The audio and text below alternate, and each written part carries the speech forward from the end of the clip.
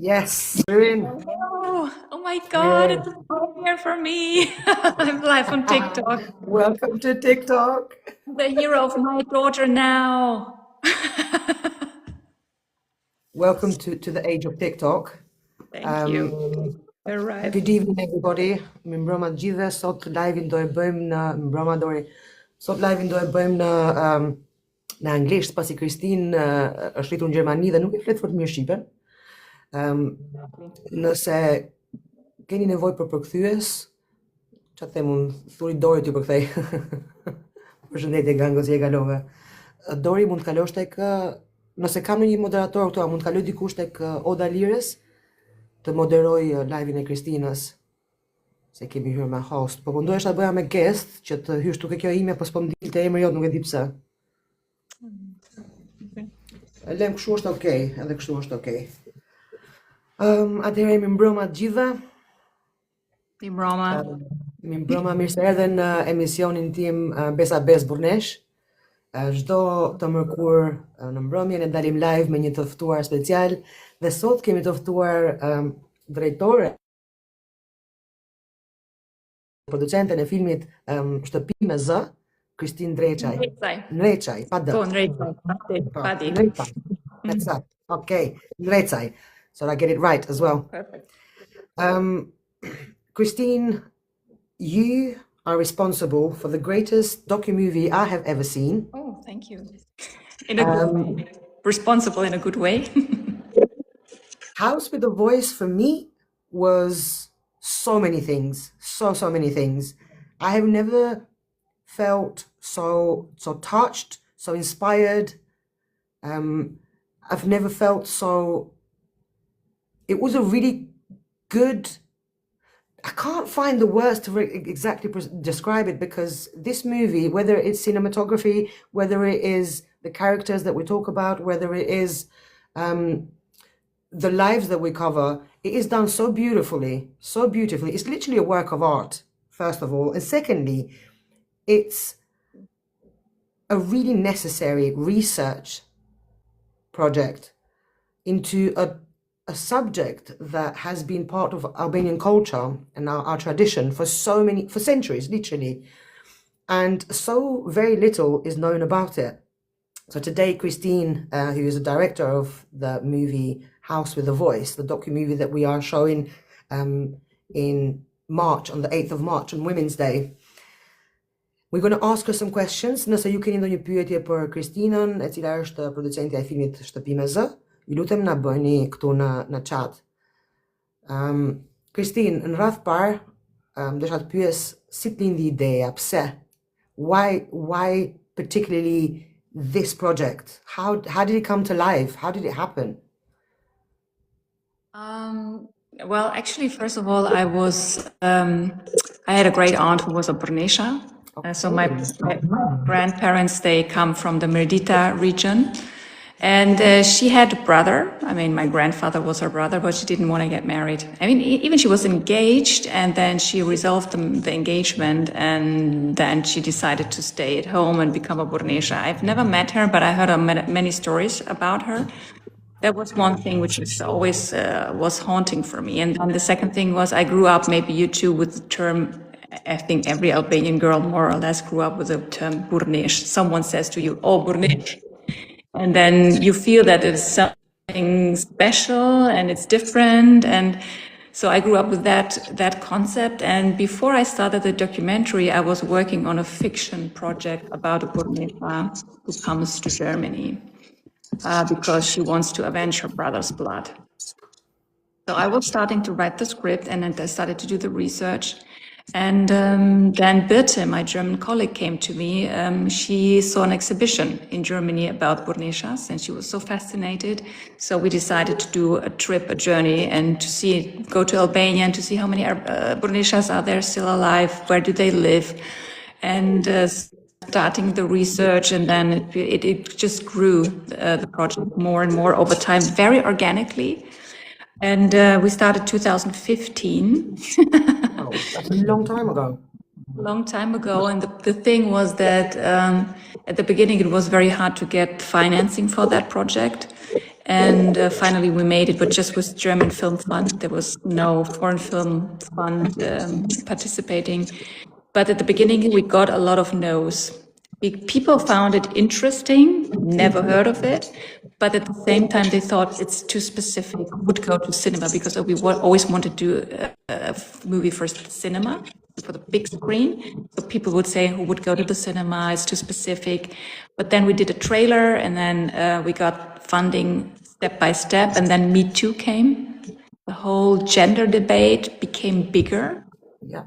I mean, it was there already, but then it grew. So with that wave, grew also the project. And then came Corona, so we couldn't finish the shooting because of Corona. But the first shootings we did with Marta, the oldest one, because we knew you never know how long she's going to make it. And so that's actually, and myself, I have to say, for me, I'm the youngest of 7 children. I had 3 older brothers, I have 3 older sisters. And when I was born, my mom thought, oh my God, my poor girl, you have to live as a girl in this world. It's going to be so tough for you. And somehow I think I needed to prove to my mom that even living as a girl can be great in that world. And I was always confronted with this gender. Is it better to be more boyish because then you're more accepted and respected? So I was secretly playing with my dolls because I didn't want my brothers to see that because that was too girly. And so I always grew up with this idea that somehow the masculine seems to be better in the world where I'm growing up. And that's actually my film about. So we are still living in a world where we see the masculine energy as something worth more than the feminine. And we come from both. We come from masculine and feminine energy. We have both in us. So if we neglect one part of us, we neglect us. We start hating ourselves. And that's what we project to the world out there. And that's actually what I wanted to talk about. You've met these women, and I'm so jealous that you met them. And my favorite one as well, I heard she died a couple of years ago. Diana from Yeah. Honduras. She was Yeah. my absolute favorite. What was it like meeting them in What was your person? favorite? Diana Why was she? Yeah. from Why? Honduras. It was just the whole attitude. Everything about her screamed gangster. She was such a G. It's just, yeah, iconic. She was iconic. I'm so gutted that I never got to meet her because she actually passed away a couple of years ago. I'm so Years ago, gutted. she's 69. I'm so sad that she didn't see the finished product. I'm so sad about it because she would have loved it, and she would have loved to come to Berlin or to come to London and to travel. She loved traveling. I mean, she would have so much enjoyed the whole scene. Yeah. I'm so upset that I never got to meet her. Yeah. What was it like for you? You spoke to them, you spent time with them. I mean, what a privilege. What a privilege. Totally. I mean, it's always a privilege when someone opens your door for you and shares your story. I mean, that's amazing. You something very precious in your hands, and they show themselves very vulnerable. You know, there's this team. Of course, it's me and my brother who's the DOP, and it's a small team, but still, I mean, they are exposed to us. So it was a big privilege, and then they shared their life, their stories with us, and well, we went there without the cameras at the beginning. We just started talking, and then we had Raki and the coffee in the morning and everything. It's just talking and hearing about their lives, and then step by step filming, not immediately just disrespectfully, just putting the camera into their faces. That was the most important thing. And then also to really give them my word that I will not use the stories to tell something wrong, because they were many times disappointed by filmmakers or journalists. They would talk about them in a strange way or misconduct their stories. So I had to give them my word, and they trusted me after a while. I mean, they trusted me quite. My brother, then we come from the same region, and our parents come from Kosovo, so the language thing, I understand the culture, was very, very good. And then we started really caring for each other. I mean, I'm still in contact with everybody. I mean, I'm with Bedri and with Sanya in New York, and we FaceTime, and they want to know how are you, Kristine? And Bedri was so protective. When we were shooting in the mountains, she would always call me in the evening, are you back in the hotel? Are you okay? She was so scared that something... I expect her to check on everybody. I expect her. She's that figure, the protective figure. Even in the movie, she shows that she's so protective of all women. Yeah, totally. Yeah, and we were shooting in Bayram Suri, and the city is a little bit it's a bit strange up there. The people are very suspicious, so she would really, in the evening, in winter, she would always call and say, "Are you back home? Don't leave the hotel. Stay in the hotel. Don't go anywhere." That was amazing. So we were building up, of course, over 10 years a relationship. And when we were screening the film in Tirana, I, of course, invited Bedri and Lume even came, and she saw the movie in the cinema, and her mother died 2 months before the movie came out. And she saw that movie, and she saw her mom, and of course she cried so many tears. She was sobbing, but she loved, every Burrneshe loved the product. They all loved the movie in the end. And that was the most important thing for me. From what I saw, I felt like I'd met them myself from the movie, just from watching them, those 2 hours. They were every time that I've been to a screening of the movie, everybody is always so glued to the screen. Men, women, everybody, children, everybody's glued to the screen.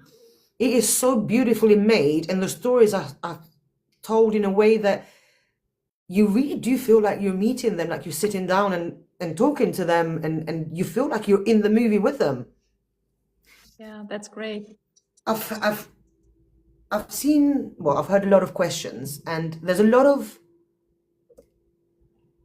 inquisition, I would say, because what we're seeing is women that are living taking full on the role of men. So they're doing a social transitioning, so to speak, from living as a woman to living as a man in order to have all these privileges. Now, a lot of people will say that this maybe paved the way for trans men to socially transition. A lot of people will look up to Burrneshes as gender non-conforming people in a time that's so patriarchal, so oppressive, so closed, and so conservative. Really conservative. For me, I saw myself in a lot of these women. I saw who I wanted to be as a gender non-conforming person. But at the same time, it made me really sad that they had to make such a huge sacrifice in order to have these privileges. Is it something that they ever spoke about, or were you even able to get some kind of indication whether they missed maybe having a family, or maybe having a love life, or having a partner? Is it something that they ever would speak about, or is this a subject that they would never touch? Actually, it was the only person I had that with was Sania in New York. She was really regretting it to not have children on her own. She was such a family woman, and she said also when her father died, because her father made her the boy. And when he died, she was 18, and then he said to her, okay, either you live like a man, like I made you, or you live like God made you and you go and get married. This is both fine for me. You can choose. And of course, she loved her father and she wanted to honor him. And maybe she didn't want to give up the privileges of being like having a male life in that society in the North Albanian mountains. So she was already being free. So, but she said, as a young person, you don't know how life looks like in the end. It's very long in your life. And then she was 50 when her mother died. She was taking care of her parents. She was 50. I mean, she was still quite young. She went to New York, and but she could have said in that moment, of course, she couldn't have had children, but maybe saying, okay, I did my duty. I looked after my family. I live in New York now. I could live the way I want to live. But then it's the big question, what kind of identity? You have to redefine your identity completely. I mean, who am I then? Who are you? And how does the society look at you? Because in New York, there's also the Albanian community, of course, and everybody knew her. But she really said, and sometimes even off camera, when we were sitting, having just me and her, we were sitting coffee, and then she had some tears. And she said, so I don't know where, I mean, of course I'm with my sister in her house with my brother-in-law, but it's not my house and it's not my children. So where do I belong? Where is my place as an old person when the kids look after you in Albanian culture? Yeah, she felt maybe a little bit homeless. And at least she had a connection to her sister, and that was very strong, but her sister has her husband and the children. So who lives the same life like she does in her surrounding? Nobody. And that's I think very. So for Sania, it was really something where I could feel it the most, and even she says it in the interview. And that's exactly what you said. On one side, this is this very patriarchal structure and conservative society, but you have to pay the price of not having a love relationship, not allowing to have sexuality, and you have to accept something here. Okay. You cannot accept. You have to no. You cannot accept any. Don't close it. Can you leave, please? Okay. How do I fucking get rid of this guy? 1 second. Okay. I thought it's going to be a co-host or something. No, Kristine, we never